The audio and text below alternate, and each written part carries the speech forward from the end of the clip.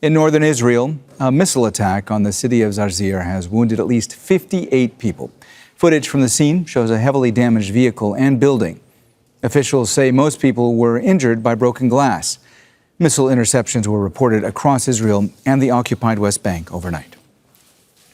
Well, Nida Ibrahim is live for us from Ramallah in the occupied West Bank. Nida, good to see you. Let me ask you first, what more do we now know about the latest round of strikes in northern Israel?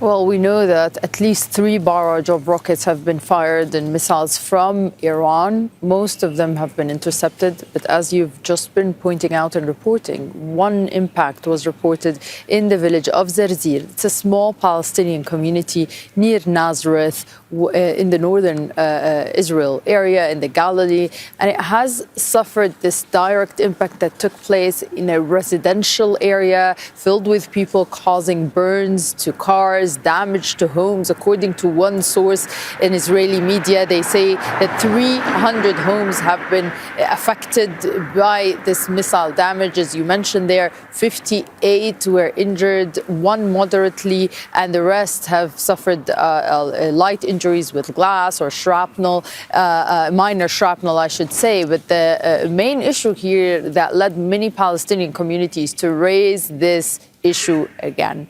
Palestinian communities inside Israel do not have the same aerial defense systems that the Israelis living in Israel have. That's a main issue of racism that has been voiced out by many Palestinian communities, that why are these aerial defenses put up in certain places to provide protection to Israeli communities and not Palestinian ones? We see the same thing here in the occupied West Bank, where some shrapnel falls in Palestinian areas, but it does not fall into the Israeli settlement, or rarely falls into the illegal Israeli settlement. So that's an issue that Palestinians have voiced concerns. Of course, Israel always denies that, says that it is protecting all its citizens equally.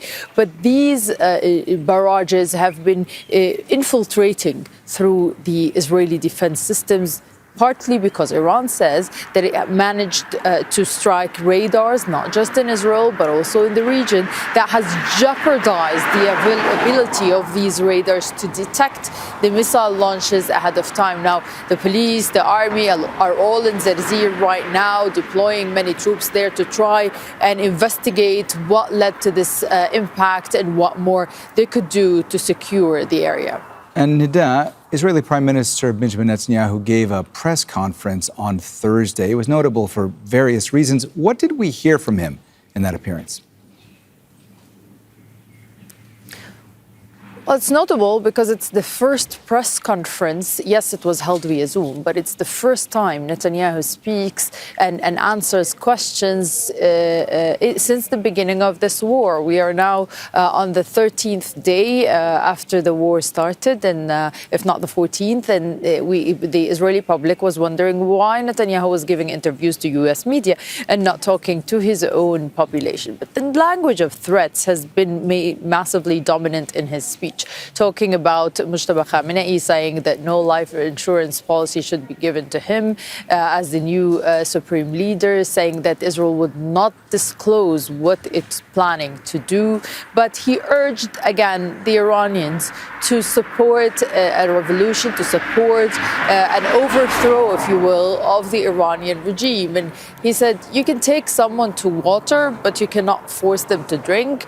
Basically, an analogy that is urging Iranians to take matters into their own hands, in the Israeli opinion, and try and topple the regime. This is something that Israel has also been talking about for a long time. But we've been seeing in the past few days Israeli analysts backtracking on that goal, saying that the most likely goal is that they will be decreasing the threats coming in from Iran rather than toppling the regime. And it would be up to the Iranians themselves to do that. On Hezbollah, Netanyahu said that they will keep striking until they disarm the party. All right, that's Nida Ibrahim live for us from Ramallah in the occupied West Bank. Thanks so much, Nida.